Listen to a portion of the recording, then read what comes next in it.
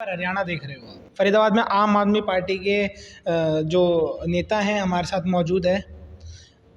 इनसे बातचीत करेंगे और जानेंगे क्या है आम आदमी पार्टी की तैयारियां फरीदाबाद के अंदर और साथ साथ पूरे हरियाणा के अंदर। क्या कुछ तैयारी है, लोकसभा चला गया है, विधानसभा आ गया है अब, तो क्या कुछ तैयारी है पार्टी की तरफ से और आपकी तरफ से, प्रदेश में भी और यहाँ विधानसभा में भी? पार्टी की तरफ से भी पूरी तैयारियां हैं हरियाणा के अंदर। हरियाणा बदलाव चाह रहा है क्योंकि पिछले 10 साल में बीजेपी की सरकार रही है और उससे पहले 10 साल में कांग्रेस सरकार रही है, जिन्होंने किसी ने कोई काम नहीं किया है। कांग्रेस के समय पर काम नहीं होते थे, पानी नहीं था, मटके फूटते थे और CLU घोटाला बहुत बड़ा घोटाला है।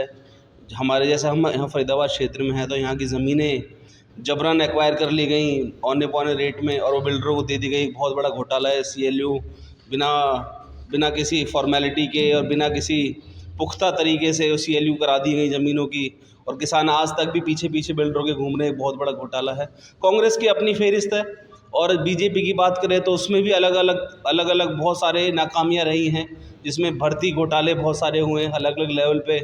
और ज़मीनों में भी जो खेल कांग्रेस समय पर, हुड्डा सरकार समय पर खेला जाता था, वही खेल बीजेपी सरकार में भी खेला जा रहा है। तो कोई फ़र्क नहीं हुआ है, तो लोग उनसे परेशान हैं। लोकसभा चुनाव एक साथ लड़ा गया पार्टियों द्वारा, इसमें क्यों अलग अलग सर? देखिए, ये तो हमारे लेवल की बात नहीं है इस पर कमेंट करना, लेकिन जहाँ तक मेरा पर्सनल एक सोच है, लोकसभा चुनाव एक अलग चुनाव था जिसमें मुद्दे अलग थे, एजेंडाज अलग थे। वो संविधान को बचाने का चुनाव था। वो गरीब आदमी के अधिकारों को और जो दलित, वंचित, शोषित जो इंसान है, व्यक्ति है, जो आखिरी पंक्ति का व्यक्ति है, उसके अधिकारों को बचाने का चुनाव था। क्योंकि ये जो सरमाएदारों की सरकार है, ये कैपिटलिस्ट गवर्नमेंट है, ये सब कुछ बेच रही है और गरीब आदमी के जीवन को मुश्किल करती जा रही है। महंगाई बहुत ज़्यादा है, चरम पर है। 90 की 90 सीटों पर आप चुनाव लड़ने जा रहे हैं सर? बिल्कुल 90 की 90 सीटों पर। अभी तक तो पार्टी से जो हमारी बातचीत है, इन्फॉर्मेशन है, जो हमें मैसेज है, हमें पूरी मजबूती से 90 की 90 सीटें लड़नी है और अपनी पूरी तैयारी करनी है। सर, पार्टियों के बारे में बात करेंगे। दुष्यंत चौटाला जी डिप्टी CM थे, बीजेपी के साथ थे, बीजेपी ने अलग कर दिया। सर, उसके बारे में कुछ कहना चाहेंगे? क्या दुष्यंत चौटाला जी इस चुनाव में वापसी कर पाएंगे जैसे पिछली बार? देखिए, दुष्यंत चौटाला जी के रूप में बहुत लोगों ने एक बदलाव सोचा था कि भाई देखो, आम आदमी पार्टी तो इतना सीरियसली उस टाइम लड़ नहीं रही थी, तो दुष्यंत चौटाला जी एक नए युवा नेता हैं, तो उनके रूप में कुछ लोगों ने सोचा कि भाई ये कुछ अलग कर पाएंगे।